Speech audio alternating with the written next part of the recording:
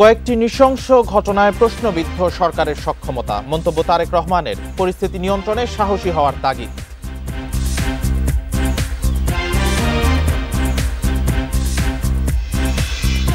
অসুস্থ হয়ে মঞ্চে পড়ে গিয়েও বক্তব্য দিলেন জামায়াতের আমির। বললেন, গণ অভ্যুত্থানের পর আগের ব্যবস্থায় চলতে পারে না দেশ।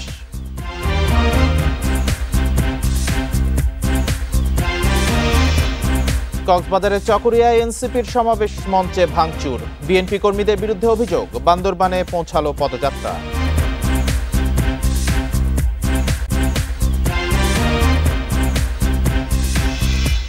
গোপালগঞ্জে নিহতদের ময়নাতদন্ত, প্রয়োজন হলে মরদেহ তোলা হবে, বললেন উপদেষ্টা। কাল ভোর পর্যন্ত কারফিউ, গ্রেপ্তার 283।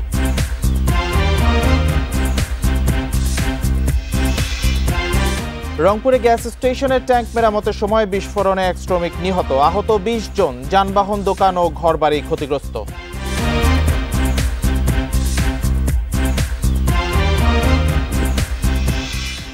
স্বাগত। বিরতিহীন রাত 9টায় বাংলাদেশ, আপনাদের সাথে আছি রাকিব আহমেদ। এতক্ষণ শিরোনামগুলো জানাচ্ছিলাম, এবার চলে যাচ্ছি বিস্তারিত খবরে।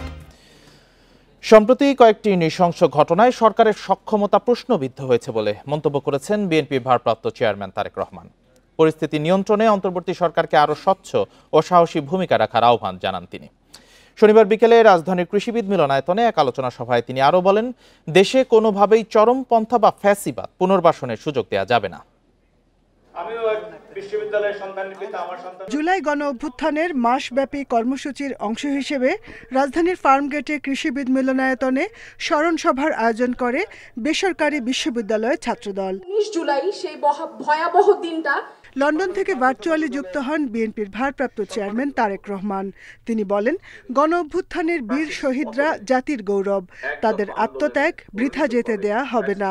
দেশের বর্তমান অস্থিরতার কথা উল্লেখ করে তিনি বলেন, অন্তর্বর্তী সরকারকে পরিস্থিতি নিয়ন্ত্রণে আরও স্বচ্ছ ও সাহসী হতে হবে। অন্তর্বর্তীকালীন সরকারের প্রতি আহ্বান, পরিস্থিতি নিয়ন্ত্রণে আরও স্বচ্ছ এবং সাহসী ভূমিকা রাখুন।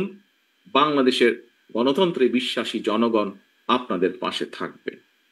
গণতন্ত্রে বিশ্বাসী রাজনৈতিক দলগুলো আপনাদের পাশে থাকবে যদি আপনাদের ভূমিকা আরো স্বচ্ছ এবং সাহসী হয়। বিএনপির ভারপ্রাপ্ত চেয়ারম্যান বলেন, কোনোভাবেই চরমপন্থা বা ফ্যাসিবাদ পুনর্বাসনের সুযোগ দেয়া যাবে না, সেজন্য সবাইকে সজাগ থাকতে হবে। জাতীয় নির্বাচন আসন্ন। বাংলাদেশের গণতন্ত্রকে প্রাতিষ্ঠানিক রূপ দেওয়ার লক্ষ্য অর্জনের ক্ষেত্রে আমাদের জাতীয় জীবনে আসন্ন জাতীয় নির্বাচনের ব্যাপক গুরুত্ব রয়েছে। সুতরাং আমাদের সকলের কোনো আবেগ তাড়িত কিংবা ভুল সিদ্ধান্তের কারণে রাষ্ট্র রাজনীতিতে ভবিষ্যতে আর যাতে কোনো চরমপন্থা কিংবা ফ্যাসিবাদ পুনর্বাসিত হওয়ার সুযোগ না পায়। নির্বাচন আয়োজনে অন্তর্বর্তী সরকার যেন সময় নষ্ট করতে না পারে, সে বিষয়ে রাজনৈতিক দলগুলোকে আরও সজাগ থাকার আহ্বান জানান বিএনপির ভারপ্রাপ্ত chairman. Jahanara Parvin, independent news, Dhaka. ৭১-এর মুক্তিযুদ্ধই রাষ্ট্রের মূল ভিত্তি, এ নিয়ে কোনো ছাড় নয় বলে মন্তব্য করেছেন বিএনপি মহাসচিব মির্জা ফখরুল ইসলাম আলমগীর। সংস্কারের দোহাই দিয়ে নির্বাচনে দেরি না করার আহ্বান জানান তিনি। এ সময় অন্য রাজনীতিকরা মন্তব্য করেন, জুলাই গণ অভ্যুত্থান কারো একার ফসল নয়। জাতীয় প্রেস ক্লাবে গণতন্ত্র মঞ্চের সভায় এসব কথা বলেন নেতারা। জুলাই অভ্যুত্থানে পুলিশি হামলা ও নির্যাতনের প্রতিবাদে এই সভার আয়োজন। স্বৈরাচার সরকারের নিন্দা জানান নেতারা। সভায় বিএনপি মহাসচিব মির্জা ফখরুল মন্তব্য করেন, যারা গণতন্ত্র ও দেশের অগ্রযাত্রায় বিশ্বাস করে না তারাই লাভবান হচ্ছে। তিনি শঙ্কা করেন, নির্বাচন যত দেরি হবে গণ অভ্যুত্থানের বিরোধী শক্তিগুলো তত সক্রিয় হবে। 1971 হচ্ছে আমাদের কিন্তু মূল কথা, স্বাধীনতা যুদ্ধ আমাদের মূল কথা, ওইখানে আমাদের কোনো কম্প্রোমাইজ নাই। আমরা একটা নিরেট উদারপন্থী গণতান্ত্রিক রাজনৈতিক দল, আমরা কোনো বিপ্লবী দল নই। আমরা বিপ্লব করে ক্ষমতায় যাওয়ার মতো আমাদের কোনো সামর্থ্য নেই এবং সেই ইচ্ছাও নেই। রাজনৈতিক দলগুলোর সাথে আলোচনা করে সমস্যা সমাধানের তাগিদ দেন নেতারা। দ্রুত নির্বাচনের দাবিও জানান। নানান লক্ষণ আমরা দেখছি, মিটফোর্ডে যেভাবে একটা হত্যা করা হয়েছে এবং যেভাবে তার ভিডিও ফুটেজ ন্যারেটিভ হাজির হয়েছে, পরিষ্কারভাবে ষড়যন্ত্র চলছে। জাতি যে এক বুক আশা নিয়ে তাদের প্রতি একটা আনন্দ ভালোবাসা নিয়ে অভ্যুত্থানের পরে তাদেরকে দায়িত্ব দিয়েছিল 11 মাসে, যদি আপনি বলেন যে 10-এর মধ্যে তাদেরকে কত দেবেন, আমি 4-5 দেব তাদেরকে। এই গণ অভ্যুত্থান ফ্যাসিবাদ বিরোধী সকল রাজনৈতিক দলের হাত থেকে সরে গিয়ে মুষ্টিমেয় কিছু রাজনৈতিক হাতের দলের কাছে বা গোষ্ঠীর কাছে এটা সীমাবদ্ধ হয়ে পড়ুক। এই গণ অভ্যুত্থান আমাদের সকলের। নেতারা বলেন সবচেয়ে বেশি জনসমর্থন রয়েছে এই সরকারের, ব্যর্থ হচ্ছে তারপরও। Arafatur Rahman, independent news, Dhaka. নতুন বাংলাদেশ গড়ার লড়াইয়ে প্রস্তুত হতে নেতাকর্মীদের আহ্বান জানিয়েছেন জামায়াতে ইসলামের আমির ডক্টর শফিকুর রহমান। তিনি বলেন, গণ অভ্যুত্থান পরবর্তী বাংলাদেশ আর আগের ব্যবস্থায় চলতে পারে না। শনিবার রাজধানীতে জাতীয় সমাবেশে এসব কথা বলেন তিনি। বক্তব্যের শুরুতেই অসুস্থ হয়ে পড়লেও শেষ পর্যন্ত বক্তৃতা সম্পন্ন করেন তিনি। রাজধানীর একটি হাসপাতালে চিকিৎসা নিচ্ছেন শফিকুর রহমান।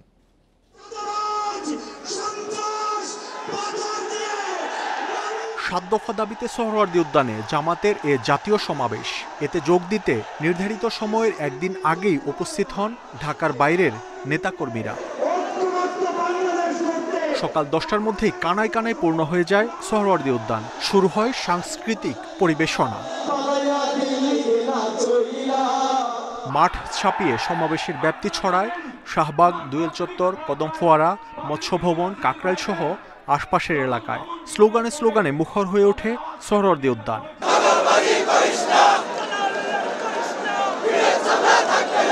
দুপুর 2টায় শুরু হয় মূল আনুষ্ঠানিকতা। শুরুতেই বক্তব্য রাখেন শহীদ পরিবার ও জুলাই আন্দোলনে আহতরা।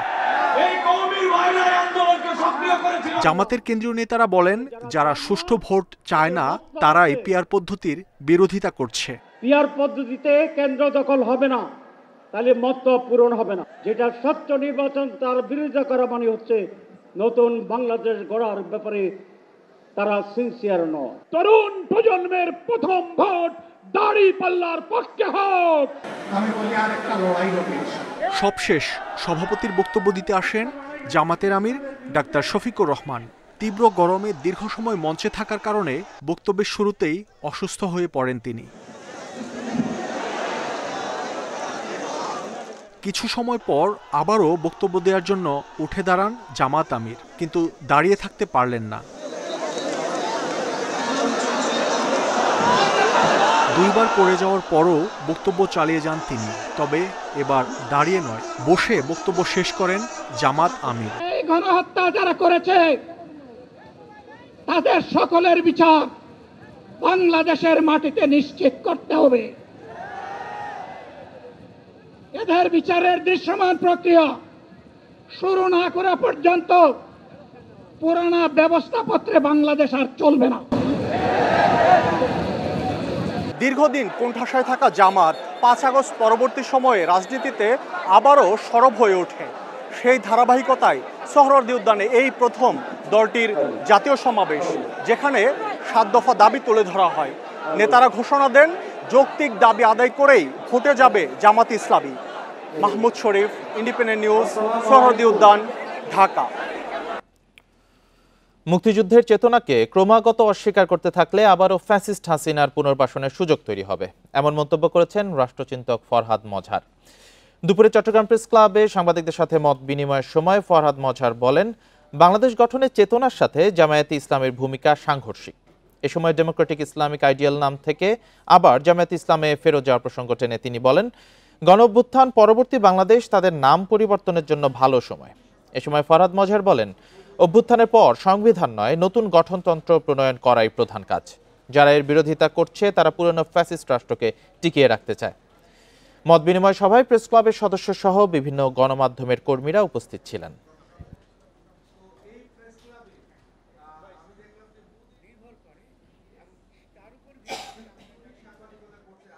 ডেমোক্রেটিক লীগ করেছিলেন, ইসলামী আইডিয়াল করেছিলেন, তার ব্যাপারে জামাত ইসলামী নামটা কেন রাখছেন? এটা আমাদেরকে অপমান করেছেন। তাহলে আপনি যদি 71-এর যে মুক্তিযুদ্ধকে যদি আপনি অপমান করতে থাকেন, আপনি আবারও কিন্তু শেখ হাসিনাকে আনবেন। আপনি যদি অপমান করেন মানুষের ইতিহাস বোধকে, তার চেতনাকে আপনি আবারও কিন্তু ওই ফ্যাসিস্ট শেখ হাসিনা কিন্তু প্রতিষ্ঠিত হয়ে যাবে। কক্সবাজারের চকরিয়ায় এনসিপির ফাঁকা সমাবেশ মঞ্চে ভাঙচুর করা হয়েছে। এজন্য স্থানীয় বিএনপি কর্মীদের বিরুদ্ধে অভিযোগ করেছে এনসিপি। এর আগে দুপুরে কক্সবাজার শহরে সমাবেশে যোগ দেন দলটির কেন্দ্রীয় নেতারা। এ সময় কারো পিআর বোঝাবুঝিতে সংস্কার আটকে থাকবে না বলে মন্তব্য করেন আহ্বায়ক নাহিদ ইসলাম। শনিবার দুপুরে কক্সবাজার চকরিয়ায় জুলাই পদযাত্রা উপলক্ষে এনসিপির সমাবেশের মঞ্চে হামলা ও ভাঙচুর করা হয়। এ সময় হামলাকারীরা কক্সবাজার চট্টগ্রাম মহাসড়কে অবস্থান নেন। এ ঘটনায় এলাকায় ছড়িয়ে পড়ে উত্তেজনা। স্থানীয় বিএনপি কর্মীরা এই হামলা ভাঙচুর চালায় বলে অভিযোগ এনসিপি নেতাদের। পরে মহাসড়কে বিক্ষুব্ধ নেতাকর্মীদের ছত্রভঙ্গ করতে লাঠিচার্জ করেন পুলিশ ও সেনাবাহিনীর সদস্যরা। এর আগে কক্সবাজারে পাবলিক লাইব্রেরি চত্বরে সমাবেশ করে এনসিপি। এ সময় দলটির মুখ্য সমন্বয়ক নাসির উদ্দিন পাটোয়ারি অভিযোগ করেন, নির্বাচনের বিরুদ্ধে অবস্থান নিয়েছে একটি দল। চাঁদাবাজি দখল করছে, আবার নাকি সে সংস্কার বুঝে না। নাম না বললাম, কক্সবাজারের জনতা এই ধরনের সংস্কার বিরোধী যে পিআর বুঝে না, রাজপথে তাদেরকে ঠেকিয়ে দিবে। এনসিপির আহ্বায়ক নাহিদ ইসলাম বলেন, কারো পিআর বোঝাবুঝিতে আটকে থাকবে না সংস্কার কার্যক্রম। আমরা বলেছি জুলাই মাসের মধ্যে জুলাই ঘোষণাপত্র এবং জুলাই সনদ হতে হবে। কে পিআর বুঝে কে পিআর বুঝে না, এর জন্য সংস্কার আটকে থাকবে না। কারণ আমরা জানি জনগণ সংস্কার বুঝে, জনগণ সংস্কার চায়। এনসিপি নেতাকর্মীদের জুলাই পদযাত্রার পরবর্তী কর্মসূচি বান্দরবানে। Independent news. এ বিষয়ে আরো জানাতে বান্দরবান থেকে যোগ দিয়েছেন সহকর্মী মংখিং মারবা।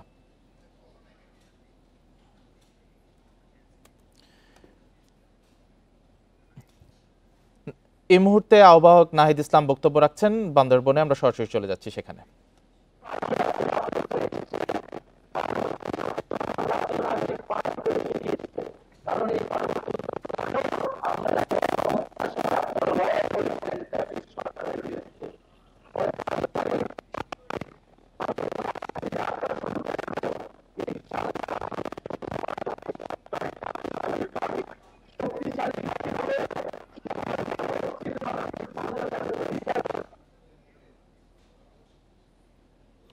নাহিদ ইসলাম বক্তব্য রাখছিলেন, কিন্তু আমরা সেটি শব্দ ত্রুটির কারণে দেখাতে পারছি না। আমরা পরবর্তীতে অবশ্যই যুক্ত হওয়ার চেষ্টা করব তার বক্তব্যে। গোপালগঞ্জে সংঘর্ষের ঘটনায় এখন পর্যন্ত 283 জনকে গ্রেপ্তার করেছে যৌথ বাহিনী। রাত 8টা থেকে রোববার ভোর 6টা পর্যন্ত কারফিউ বহাল থাকার কথা জানিয়েছেন জেলা ম্যাজিস্ট্রেট। এদিকে স্বরাষ্ট্র উপদেষ্টা জাহাঙ্গীর আলম বলেছেন, সংঘর্ষে নিহতের ময়নাতদন্তের প্রয়োজন হলে মরদেহ উত্তোলন করা হবে। দুপুরে রাজধানীর শাহজালাল বিমানবন্দরে সাংবাদিকদের কাছে একথা বলেন তিনি। 16 July long march to Gopalganj কর্মসূচি পালন করে এনসিপি। এই কর্মসূচি ঘিরে দফায় দফায় হামলা চালায় আওয়ামী লীগ সমর্থকরা। এই সংঘর্ষে নিহত হয় 5 জন।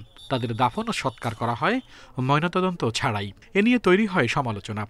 এমন পরিস্থিতিতে স্বরাষ্ট্র উপদেষ্টা বলেন, প্রয়োজন হলে কবর থেকে মরদেহ উত্তোলন করা হবে। ঢাকার যেটা আছে এটা তো ময়নাতদন্ত হচ্ছে, আর কয়েকটা যে দেখছেন যে ডেড বডি তারা নিজেরই চলে গেছে, তো ময়নাতদন্ত কিভাবে হবে? ওইগুলি যদি দরকার হয় আবার ময়নাতদন্ত হবে। ডেড বডি তো ইচ্ছের থেকে যদি প্রয়োজন হলে উত্তোলন করে তো ময়নাতদন্ত করা হবে। কারফিউ শিথিল করায় স্বস্তি জানিয়েছেন স্থানীয়রা। আমি একজন ব্যবসায়ী, খোলাখোলা আমি ব্যবসা করি, কিন্তু আমার প্রতিষ্ঠানে 1 সপ্তাহ 3-4 দিন বন্ধ, আমি কিভাবে চলবো? জনজীবন আসলে অতিষ্ঠ হচ্ছে, খেটে খামাসে খুব সমস্যা হচ্ছে, রাস্তাঘাটে চলাফেরা করতে পারতেছে না।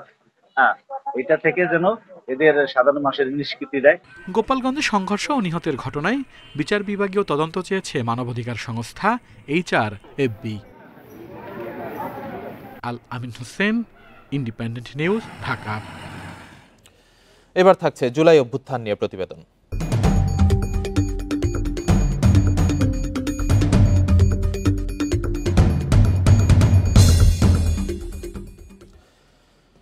ছাত্র জনতার আন্দোলন দমনে শুট অ্যাট সাইড বা দেখামাত্রই গুলির নির্দেশের কথা জানিয়েছিলেন পতিত সরকারের সড়কমন্ত্রী ওবায়দুল কাদের। 2024 সালের 19 জুলাই আওয়ামী লীগ নেতৃত্বাধীন 14 দলের বৈঠকে এই সিদ্ধান্ত হয়। তবে গণতান্ত্রিক দেশে অধিকার আদায়ের আন্দোলনে কারফিউ জারি অবৈধ বলছেন বিশ্লেষকরা। তাদের মতে ওবায়দুল কাদেরের বেফাঁস মন্তব্য সরকারের পতন ত্বরান্বিত করেছে। 4 জুলাই সুপ্রিম কোর্টের আপিল বিভাগও হাইকোর্টের কোটা সংক্রান্ত রায় বহাল রাখার সিদ্ধান্ত নিলে নতুন করে দানা বাঁধে আন্দোলন। 6 জুলাই বাংলা ব্লকেট কর্মসূচির ডাক দেয় শিক্ষার্থীরা। উত্তাল হয়ে ওঠে রাজধানীসহ গোটা দেশ।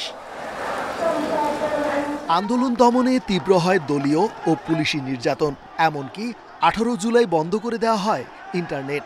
তারপরও আন্দোলন দমনে ব্যর্থ হয়ে গণভবনে 14 দলের বৈঠকে কারফিউ জারি ও সেনা মোতায়েনের সিদ্ধান্ত হয়।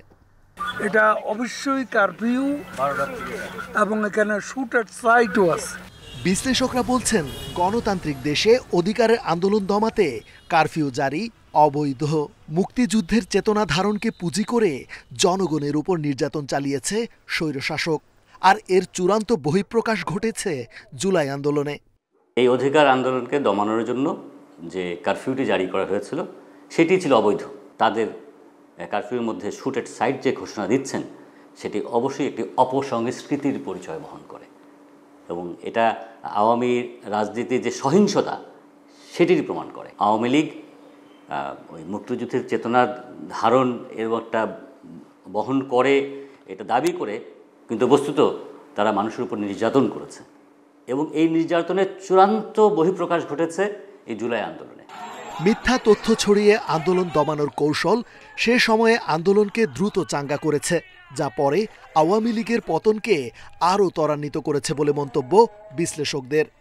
প্রথম কথা হচ্ছে যে এটা তার এখতিয়ারভুক্ত বিষয় নয়, এটা অযাচিত এবং এটা খুবই হার্ড, খুব কঠোর ভাবে এটা করতে গিয়ে লেজে গোবরে করে ফেলেছে। ঝামেলা তৈরি করা, আইন শৃঙ্খলা পরিস্থিতির অবনতি দেখানো, সেখানে সরাসরি প্রকাশ্যে গুলি করে হত্যা করা, এই ধরনের ঘটনাই কিন্তু আওয়ামী লীগ সরকারকে মানে পতনটাকে ত্বরান্বিত করেছে। পালাবো না, কোথায় পালাবো?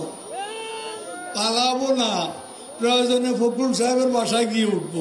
এখতিয়ার বহির্ভূত বিভিন্ন ইস্যুতে ওবায়দুল কাদেরের বেফাস মন্তব্য হাস্যরস তৈরি ছাড়াও আওয়ামী লীগের ভাবমূর্তি নষ্টে যথেষ্ট ভূমিকা রেখেছে বলে মনে করেন বিশ্লেষকরা। রেজওয়ানুল হক, ইন্ডিপেন্ডেন্ট নিউজ, ঢাকা। রাজনৈতিক ছত্রছায়ায় চাঁদাবাজ ও অবৈধ দখলদার বেড়ে গেছে এবং তাদের নিয়ন্ত্রণ করা যাচ্ছে না। এ কারণে সিটি কর্পোরেশনের পরিচ্ছন্নতার কাজে বিঘ্ন ঘটছে বলে মন্তব্য করেছেন ঢাকা উত্তর সিটি প্রশাসক মোহাম্মদ এজাজ। নগর কর্তৃপক্ষের জন্য আলাদা পুলিশ নিয়োগের দাবি তার। এদিকে ঢাকার 2 সিটিতেই ডেঙ্গু নিয়ন্ত্রণে রয়েছে বলে দাবি 2 প্রশাসকের। শনিবার আলাদা অনুষ্ঠানে এসব কথা বলেন তারা। শনিবার বনশ্রী খালের 2 পারে রাস্তা সংস্কার ও আবর্জনা পরিষ্কারে হঠাৎ তৎপর সিটি কর্পোরেশনের কর্মীরা। ঢাকা উত্তরের প্রশাসক আসায় এই ব্যস্ততা। এ সময় প্রশাসক সেখানে বলেন, চাঁদাবাজ, অবৈধ দখলদার আর মাদকসেবীদের কারণে নগর পরিচ্ছন্ন রাখা যাচ্ছে না। এজন্য সিটি কর্পোরেশনের জন্য আলাদা পুলিশ চাইলেন তিনি।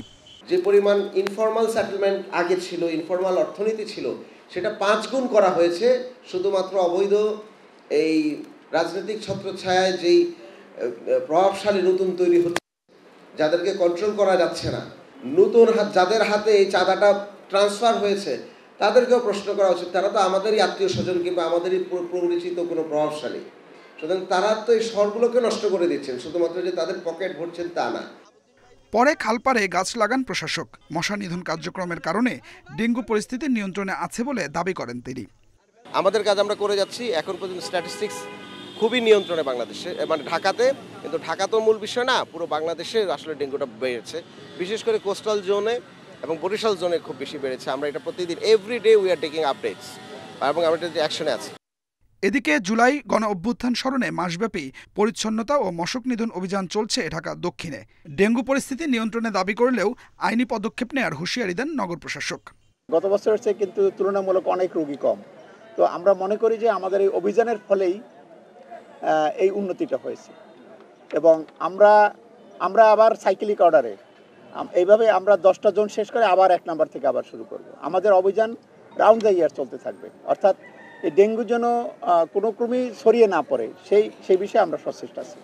পরবর্তীতে বিভিন্ন পরিচ্ছন্নতা কর্মসূচিতে স্বেচ্ছাসেবী সংগঠন বিডি ক্লিনের সদস্যদের সম্পৃক্ততা বাড়ানোর লক্ষ্য নগর কর্তৃপক্ষের। Adilur Rahman, independent news, Dhaka.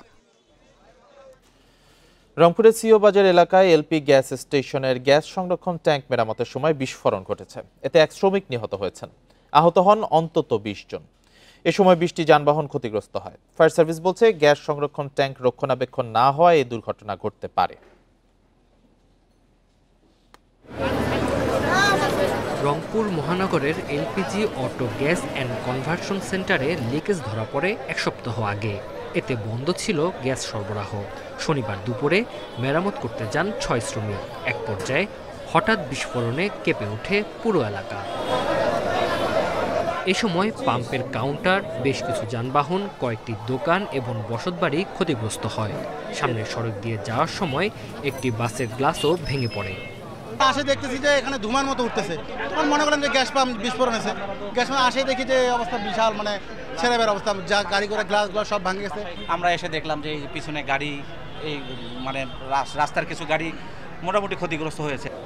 Police, সেনাবাহিনী ও ফায়ার সার্ভিসের 4টি ইউনিট ঘটনাস্থলে যায়। গুরুতর আহত অন্তত 20 জনকে উদ্ধার করে নেওয়া হয় রংপুর মেডিকেল কলেজ হাসপাতালে। সেখানে মারা যান একজন। ধারণা করা হচ্ছে গ্যাস ট্যাঙ্কের লিকেজ মেরামতের সময় অতিরিক্ত চাপে বিস্ফোরণ ঘটে। আসে ঘটনাস্থলে পৌঁছে দেখি আগুন, অগ্নিকাণ্ড নাই, তবে যে গ্যাসের ওদের যে ট্যাঙ্কার ছিল, যেটা এলপিজি ট্যাঙ্কারটা বিস্ফোরণ করেছে। বিস্ফোরণ করে আশেপাশে অনেক বাড়িঘরে জানলা দরজা এবং পাম্পেরও অনেক ক্ষতিগ্রস্ত হয়েছে। পুলিশ বলছে নিরাপত্তার ঘাটতির কারণে দুর্ঘটনা হতে পারে। ফায়ার সার্ভিসের পাশাপাশি প্রশাসনের পক্ষ থেকে তদন্ত কমিটি গঠন করা হবে। আসার পরে জানছি যে একজন নিহত হয়েছে আর কয়েকজন আহত হয়েছে। আমরা ব্যবস্থা করছি যে হাসপাতালে প্রেরণ করার জন্য। সেনাবাহিনী আসছে, আমরা এটা সবাই মিলে সরে টরে দিচ্ছি, গাড়ির লিস্ট হচ্ছে। নিহত সেলিম রেজা গ্যাস স্টেশনটির লিকেজ মেরামতের জন্য গিয়েছিলেন। তার বাড়ি টাঙ্গাইলের নাগরপুরে। Independent news. নন্দিত কথাসাহিত্যিক হুমায়ুন আহমেদের 13তম মৃত্যুবার্ষিকী আজ। 2012 সালের এই দিনে যুক্তরাষ্ট্রে চিকিৎসাধীন অবস্থায় মারা যান তিনি। মৃত্যুবার্ষিকী উপলক্ষে নুহাশপল্লীতে তার কবরে ফুল দিয়ে শ্রদ্ধা জানান পরিবারের সদস্য ও ভক্তরা। বাংলা সাহিত্যের এক অনন্য প্রাণপুরুষ হুমায়ুন আহমেদ প্রয়াণ দিবসে প্রিয় লেখককে শ্রদ্ধা জানাতে গাজীপুরের পিরুজালির নুহাশপল্লীতে ভিড় করেন ভক্তরা। শনিবার সকালে দুই পুত্র নিনিত ও নিশাদ হুমায়ুনকে সঙ্গে নিয়ে কবর জিয়ারত করেন লেখকের স্ত্রী মেহের আফরোজ শাওন। এ সময় তার আত্মার শান্তি কামনায় মোনাজাত করেন তারা। শ্রদ্ধা নিবেদন শেষে লেখকের স্বপ্ন এগিয়ে নিয়ে যাওয়ার প্রত্যয় জানান তার স্ত্রী শাওন। তিনি জানান, হুমায়ুন আহমেদের লেখা উপন্যাস বিভিন্ন ভাষায় অনুবাদ হচ্ছে। আমরা খুব আনন্দের সঙ্গে জানাচ্ছি যে পেঙ্গুইন পাবলিকেশন, এটা আসলে সব লেখকদের একটা স্বপ্নের ব্যাপার যে তাদের বই থাকবে পেঙ্গুইন পাবলিকেশনে। হুমায়ুন আহমেদ উনি জীবিত থাকা অবস্থায় ওনার খুব ইচ্ছা ছিল যে ওনার বই পেঙ্গুইন পাবলিকেশন থেকে আসলে পাবলিশড হবে। সেটা আমরা সম্প্রতি এটা পেঙ্গুইনের সাথে আমাদের আসলে চুক্তি স্বাক্ষরিত হয়েছে। ভক্তদের কাছে গল্পকার, পরিচালক, গীতিকার সব ক্ষেত্রেই হুমায়ুন আহমেদ ছিলেন অনন্য। তাই প্রিয় লেখককে শ্রদ্ধা ও ভালোবাসা জানাতে ভক্ত অনুরাগীরা বছরের এই দিনটিতে ছুটে আসেন নুহাশপল্লীতে। গতানুগতিক ধারার যে বই লেখক আছে বা সিনেমা আছে, নাটক, যেগুলো ব্যতিক্রম আমরা সবসময় পেয়েছি। একটা প্রজন্ম বা একটা শতাব্দীতে একজন করে আসে। আমি মনে করি যে হুমায়ুন আহমেদের জন্ম এবং মৃত্যুদিন জাতীয়ভাবে পালন হওয়া উচিত। 1948 সালের 13 নভেম্বর নেত্রকোনার কেন্দ্রীয় উপজেলার কুতুবপুর গ্রামে জন্মগ্রহণ করেন নন্দিত কথাসাহিত্যিক হুমায়ুন আহমেদ। 2012 সালের এই দিনে ক্যান্সারে আক্রান্ত হয়ে নিউ ইয়র্কের একটি হাসপাতালে মারা যান তিনি। Independent news. আর এই ছিল এখনকার সংবাদে। ইন্ডিপেন্ডেন্ট টেলিভিশনের সব খবর আরো বিস্তারিত জানতে চোখ রাখুন ফেসবুক, ইউটিউব, এক্সে। এতক্ষণ সাথে থাকার জন্য ধন্যবাদ সবাইকে।